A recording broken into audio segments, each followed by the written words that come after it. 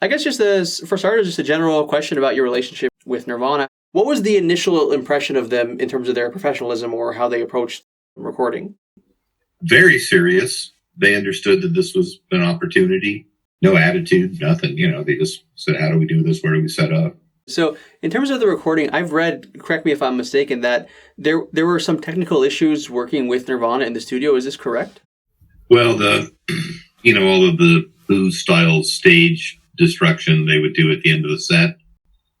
The guitar and the guitar amp were fine, but the drums were pretty messed up, and the bass was as well, and the bass amplifier. So I think one pickup was working on the bass, one speaker was working on the amp. Do you know about Chad's drum kit? Yeah, it was like way too big for him, right? Well, that being said, but it was made out of fiberglass. It was a very specific kind of drum set that was made popular by Billy Cobham and various jazz fusion drummers, and it was made of plexiglass. And, so no wood, no nothing, just black plexiglass. So it had a sound kind of like 5-gallon plastic buckets or something like that. It's worth noting that Chris's bass and Chad's drum set are like 80s garbage, instruments that no one cared about anymore. And that's how they got to Aberdeen. Although, actually, I think the drum set might have been from Yakima. You might have got that in Yakima. But even that big drum set, that was a North drum kit junior. So the actual North kit is bigger. Yeah.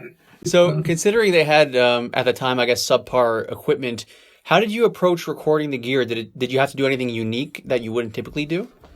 Well, actually, I love the way the North drum kit sounded. That's the drum kit on Bleach. And in particular, I love the tom-toms because it's just one thing that's a little bigger, so there's no character variation. It's exactly the same sound, just a little lower and a little lower and a little lower. So I didn't do anything special with that, except that Indino told me that he mic'd them from the inside, which is a unique thing you can do with drums like that, because that way you don't get any hi-hat or cymbals or any bleed, but because it was made of plexiglass. And also, you've seen pictures of them. I mean, it looks like a ship's, exhaust pipe. I mean, they bent forward, right? Maybe you haven't seen that. The tom-tom's a very unusual construction. And you can get right up inside, and apparently they sound the same from the inside as they do from on top. Really? So I jammed the microphones up inside, and then he never hit them. Which over 5 songs, he barely hit them, and it pissed me off, because that was my favorite thing about that drum kit. So you mentioned that the guitar amp you guys used was okay. Do you remember which type of amp it was? I think it was the same amp that Gary Lee Conner was playing through at the time, which was a small solid-state PV with a 12-inch speaker. And just a shitty way to make a good sound, but but it sounded fine. But yeah, traditionally people would use tube amplifiers and, Fender twin reverbs or Marshalls or things like that. So using a solid state PV is pretty grotesque. There's only so many ways to record somebody at the music source. We'd have some isolation rooms, and I set up, Kurt in one room and Krist in another room, and then I explain we keep the doors halfway open so everything bleeds in and you get a little bit of sound that way. In terms of your relationship with the band, how did you guys first meet? Because of all of my friends in Olympia and all of their friends in Olympia, we had lots of mutual friends, and they did play a show in Ellensburg.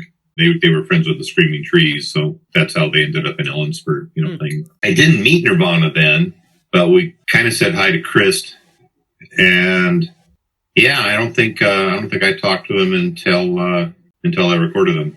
So you recorded 5 songs. 2 of them, Stain and Been a Sun, got on to the Blue EP, and then the other songs, Token Easter Song, Polly, and Even in His Youth, they were released later on. Do you know why those 3 songs were shelved for a little bit? They were never finished. The other 2 were finished. The other 2 were mixed. Where the other 3 were just, things that we never got around to. I think we were going to finish them, but that never happened. And so later on, Jack mixed those tracks. I think the big thing you can hear is on Been a Sun and Stain, there's one guitar overdubbed to make the guitar a little bigger, and the vocals were overdubbed.